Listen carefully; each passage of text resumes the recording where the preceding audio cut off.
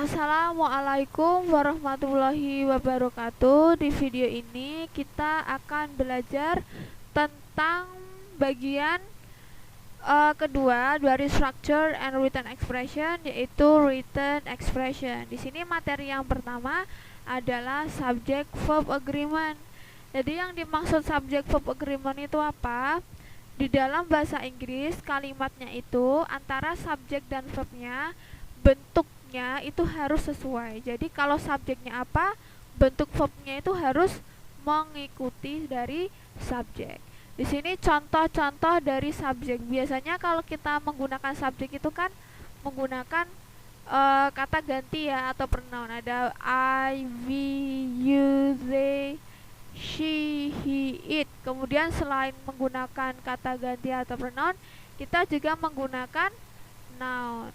Ada plural noun, ada singular noun, ada juga uncountable noun. Kalau plural noun itu merupakan kata benda yang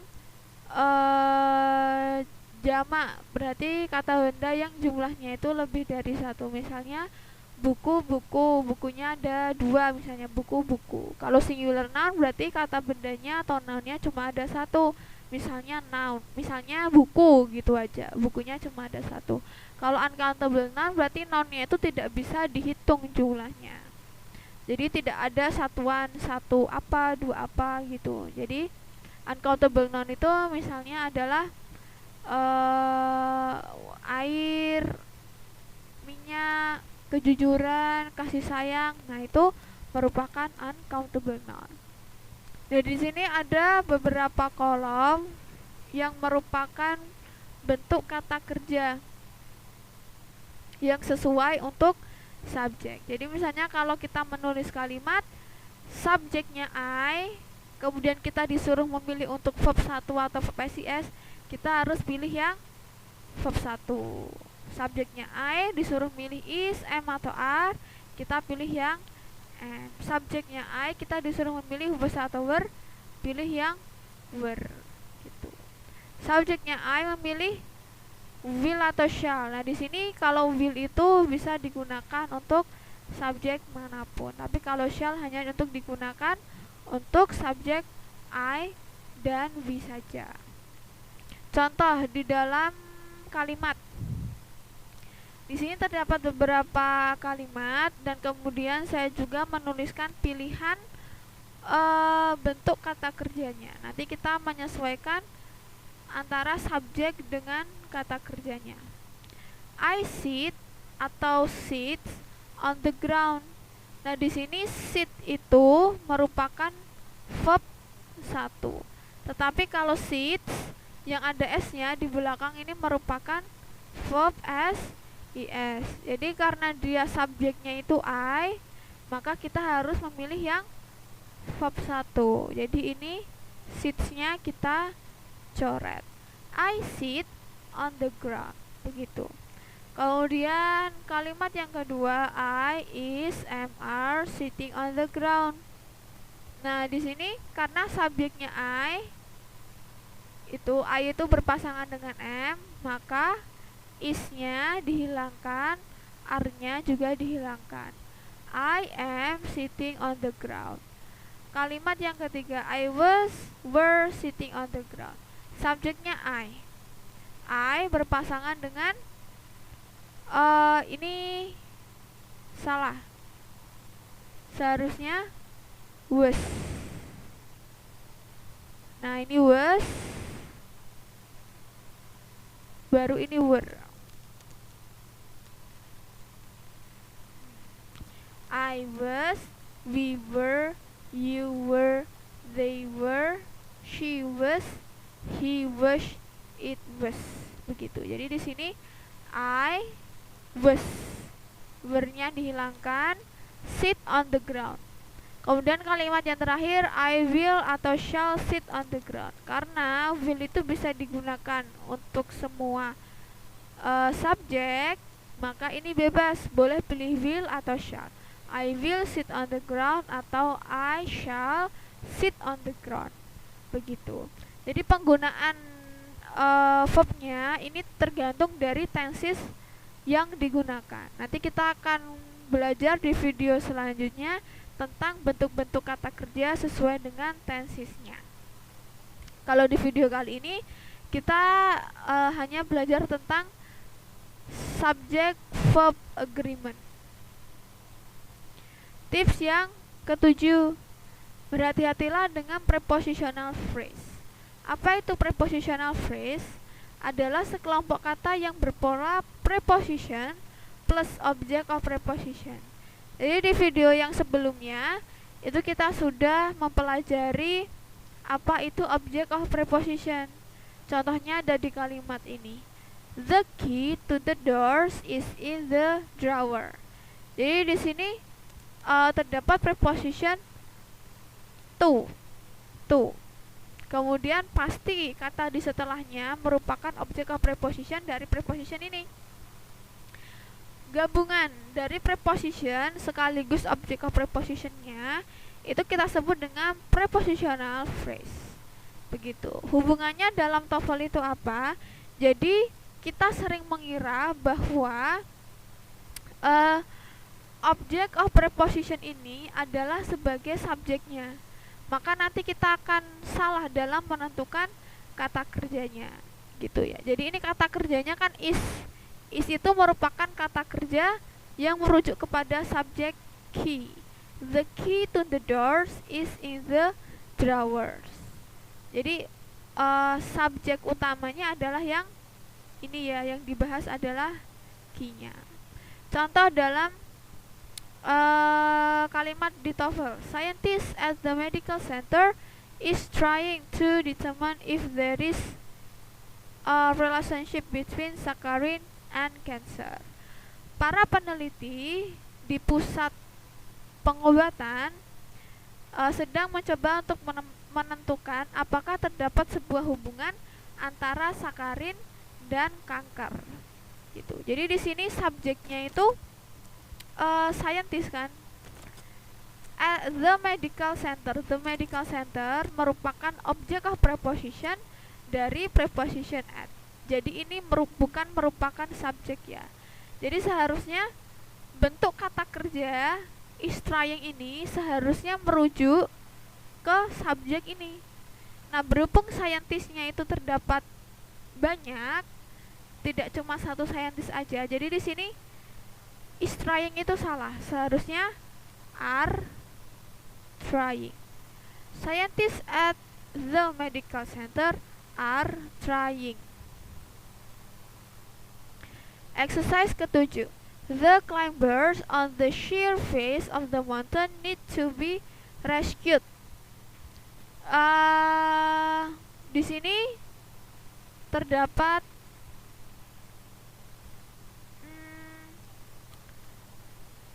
verb need. Kemudian subjeknya itu the climbers on the sheer face of the mountain. Subjeknya itu panjang ya. Nah, di sini terdapat preposition juga on sama of.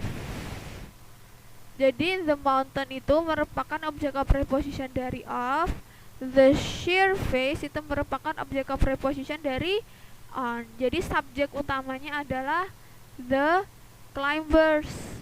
Jadi seharusnya verb ini langsung merujuk ke sini.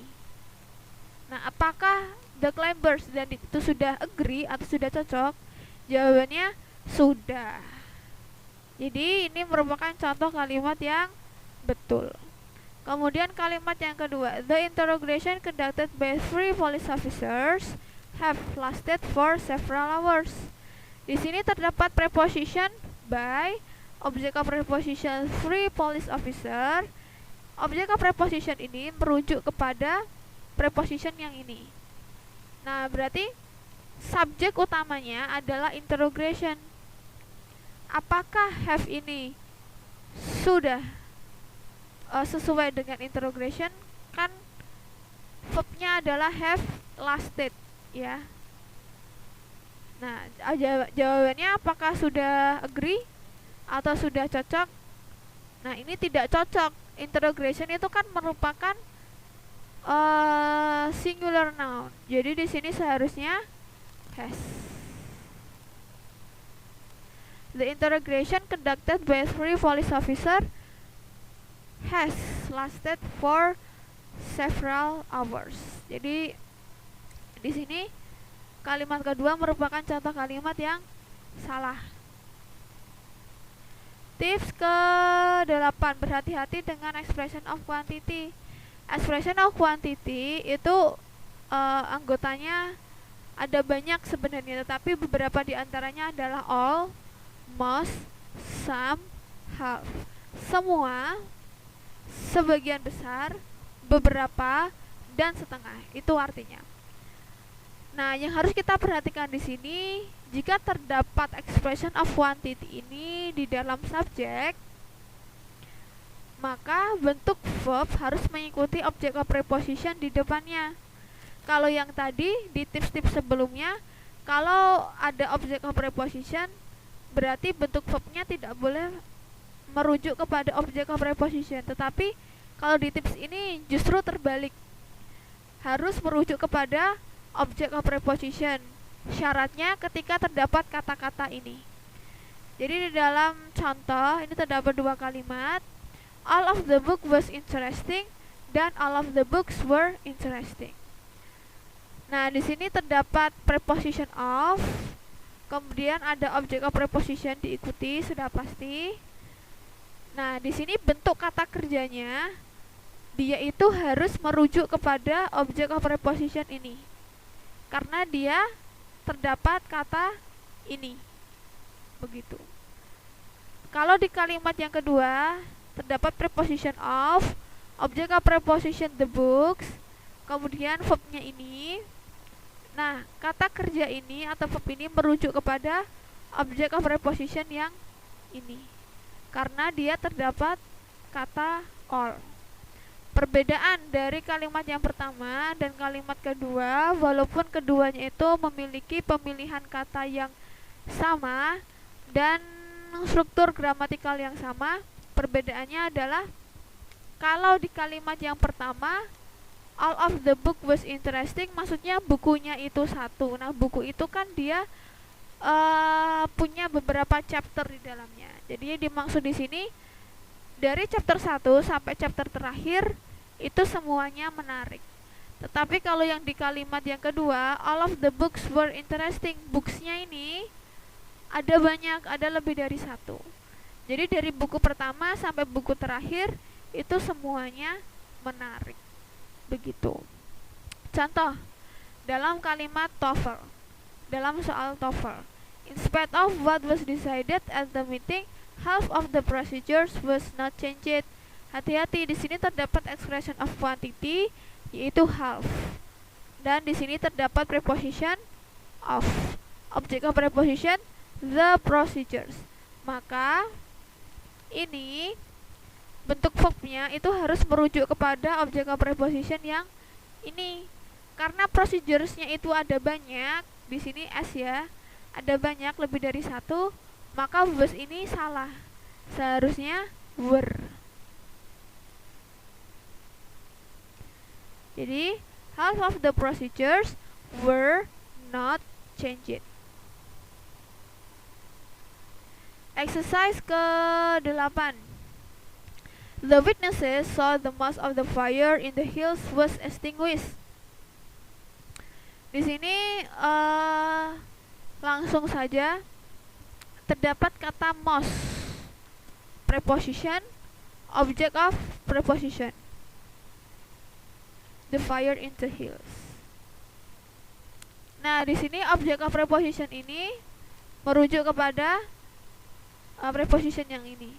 Kemudian ini adalah bentuk kata kerjanya. Kata kerja ini dia harus merujuk kepada object of preposition ini karena terdapat expression of quantity.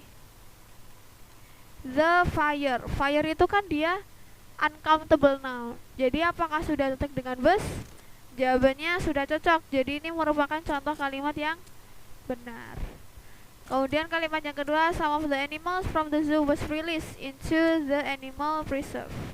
Sini terdapat expression of quantity some, kemudian ada of sebagai preposition, the animal from the zoo sebagai object of preposition, Kemudian terdapat verb was released. Nah, karena terdapat expression of quantity, maka bentuk kata kerja ini tuh harus merujuk kepada ini, object of preposition, the animals. Animalsnya kan banyak ya, tidak hanya satu saja. Jadi apakah sudah cocok dengan was? Jawabannya belum. Seharusnya were.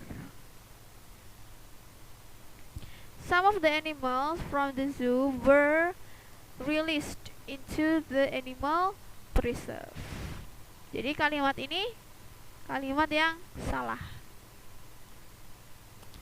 Tips ke-9, berhati-hati dengan kata-kata tertentu. Jadi di dalam bahasa Inggris itu terdapat kata-kata tertentu yang bermakna jamak, tetapi sebenarnya secara gramatikal itu mereka dianggap tunggal. Nah, kata-kata tertentu itu apa saja? Ada anybody, anyone, anything, sampai each, every. Nah, ini ya nanti tinggal dihafalkan saja. Nah, ketika kata-kata ini dia berposisi sebagai subjek, maka kata kerjanya nanti juga harus sesuai gitu. Nah, ini contoh dalam soal TOEFL, each number in a binary system are formed from only two symbol. Terdapat kata each. Each itu kan artinya setiap. Setiap nomor. Nah, ini adalah kata kerjanya. Karena di sini ada kata each, berarti di sini maknanya adalah di sini dihitungnya tunggal ya. Tunggal. Berarti apakah sudah cocok dengan are? Jawabannya belum. Ini tidak cocok. Seharusnya is. Each number in a binary system is formed from only two symbols. Exercise ke-9. It is impossible to believe that somebody actually admires that man. Di sini terdapat kata-kata tertentu, yaitu somebody, kemudian dan somebody ini berdiri sebagai subjek, kemudian terdapat verb admire. Nah, verbnya ini berbentuk verb 1. Apakah verb 1 itu cocok untuk somebody yang dia merupakan singular noun? Tidak. Jadi seharusnya admires gitu. It is impossible to believe that somebody actually admires that man. Jadi ini merupakan contoh kalimat yang salah. Kalimat yang kedua, each of the doctors in the building needs to have a separate reception area. Terdapat kata each sebagai subjek. Kemudian verbnya adalah needs. Nah, ini harus dicocokkan. Apakah sudah cocok? Sudah. Jadi singular noun each ini dia cocok dengan verb SES. Sama ya, ada S-nya, ada S-nya. Ini merupakan contoh kalimat yang benar. Terima kasih bagi yang sudah menonton video ini. Sampai jumpa di video selanjutnya.